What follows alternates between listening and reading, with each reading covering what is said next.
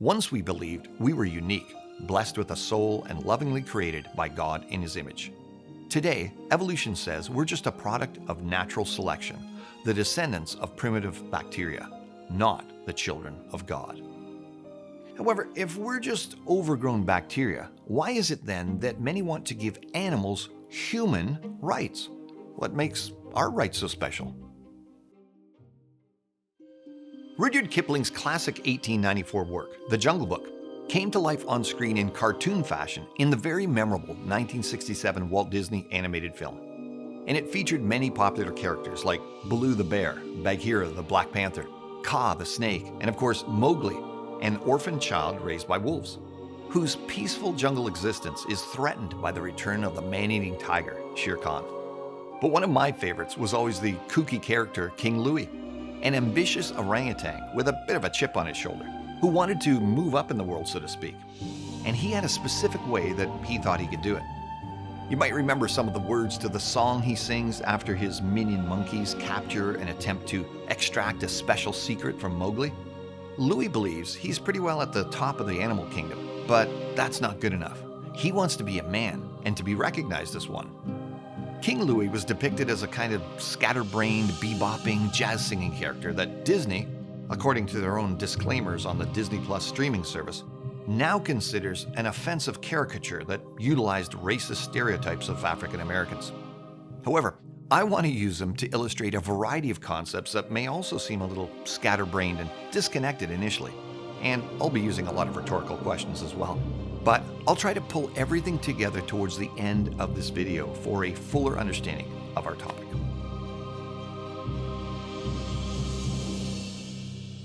You see, what King Louie, or rather the writers of his song, were really getting at was the issue of personhood. He was tired of monkeying around and wanted his supposed evolutionary cousin, to give him the secret of how to become human. And what did he think that secret was? It was the ability to make and manipulate the use of fire. Now, where did the writers get this idea? Was it just some whimsical notion thrown into the story's amusing side plot? Not at all. It was a very specific point made to promote the materialistic and atheistic story of evolution through a commonly taught idea.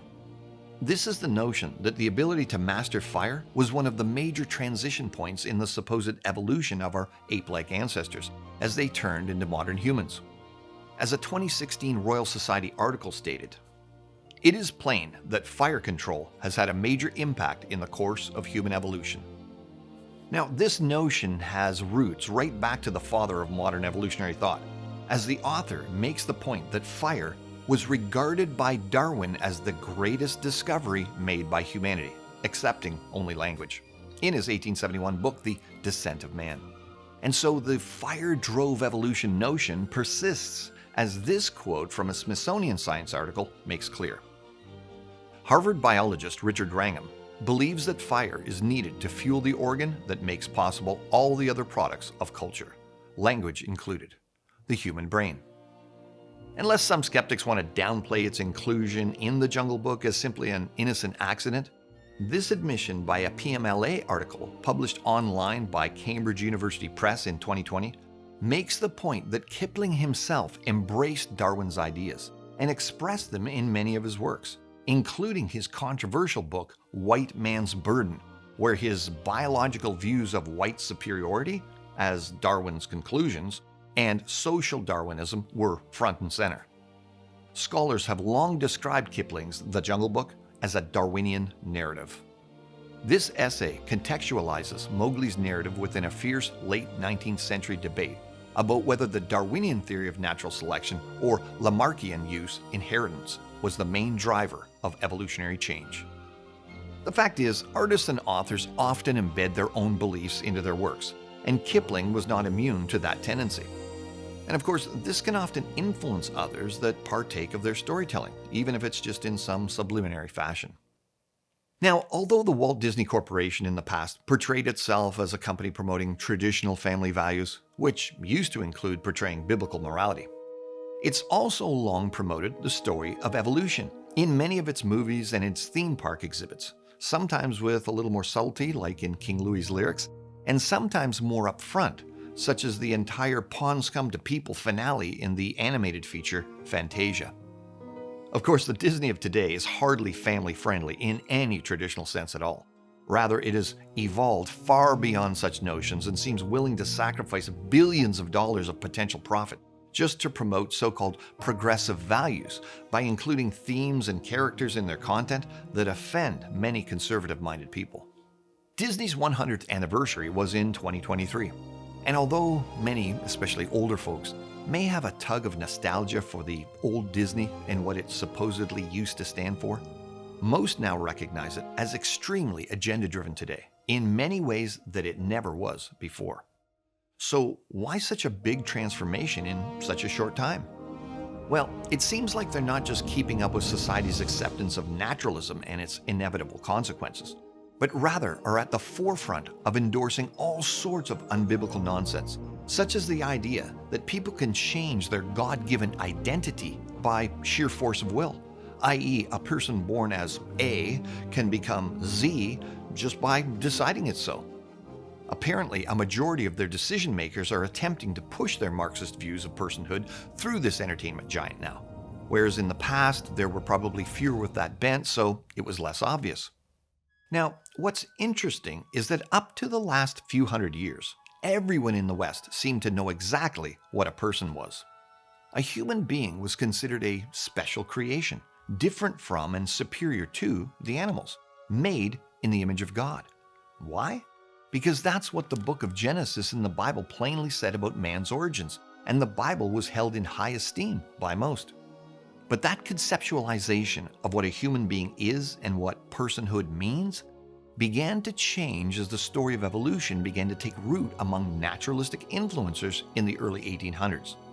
For example, as early as 1846, promotional material for a Barnum Circus sideshow performer touted as a man-monkey, a man named Harvey Leach, asked, is it an animal, is it human, or is it the long-sought-for link between man and the orangutan, which naturalists for years have decided does exist? You see, this idea that humans are nothing more than hairless apes linked to our hominid forerunners began to be accepted, popularized, and taught as science in academia, and eventually to the average child in public schools. Genesis became mythologized for many, even within the church. And this, of course, radically changed what people believed about what humans are and what personhood means. No wonder King Louis eventually got the memo that all he needed to do to be like the other humans was to inch his way up on the evolutionary scale. And his message seems to have made an impact over the years, as at least one of his kind, an orangutan named Sandra, has attained what he was looking for, although not in the same way that he'd been trying. An NBC News article reported Judge Elena Liberatori's landmark ruling in 2015 declared that Sandra is legally not an animal, but a non-human person, thus entitled to some legal rights enjoyed by people and better living conditions. With that ruling, I wanted to tell society something new, that animals are sentient beings and that the first right they have is our obligation to respect them.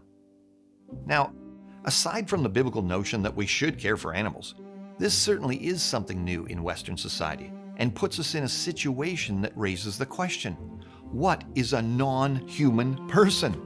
Is the qualifying factor for personhood being sentient, able to perceive or feel things? Because lots of creatures could be considered sentient, and that's likely why Sandra isn't the only animal that people have tried elevating to human status. For example, Happy the elephant, a resident of the Bronx Zoo, may have been denied personhood in a recent New York court case testing the boundaries of applying human rights to animals, but the decision was arrived at by a 5-2 vote. And that means 2 out of 7 of New York's top court judges were in favor of assigning an elephant personhood and accompanying human rights. Let's think about this from a modern societal view.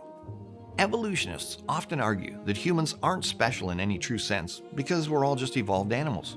For example, a 2004 Australian Broadcasting Corporation TV production promoting the story of evolution had the following narration. Once we believed we were unique, blessed with a soul and lovingly created by God in His image. Today, evolution says we're just a product of natural selection, the descendants of primitive bacteria, not the children of God. However, if we're just overgrown bacteria, why is it then that many want to give animals human rights? What makes our rights so special? Back to Sandra the orangutan. She now has been declared not to be an animal. However, the reason is not because she's a human, but because she's a non-human person. But if she's not an animal and not a human, what is she then? And how can whatever she is be called a person with human rights? Under this new information that's being doled out to society by this judge, and by the way, who gave her the authority to change the old information? What then does the concept of humanity or personhood even mean? In the big picture of things, where did all this word salad quackery we now have to deal with come from? Well, for many, the adoption of the story of evolution, including how we supposedly became human, has changed the perception of personhood across the entire cultural landscape. If everything we experience can be traced back to a cosmic explosion, then we are simply the result of random chance processes. And if everything is in a constant state of flux and change, despite us apparently not being able to perceive it because, according to many, evolution supposedly takes place so slowly that no one can see it, there can be no absolute and permanent definition of anything.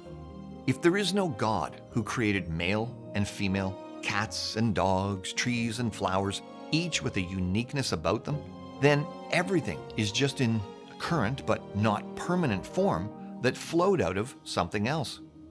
So who knows what it may eventually become?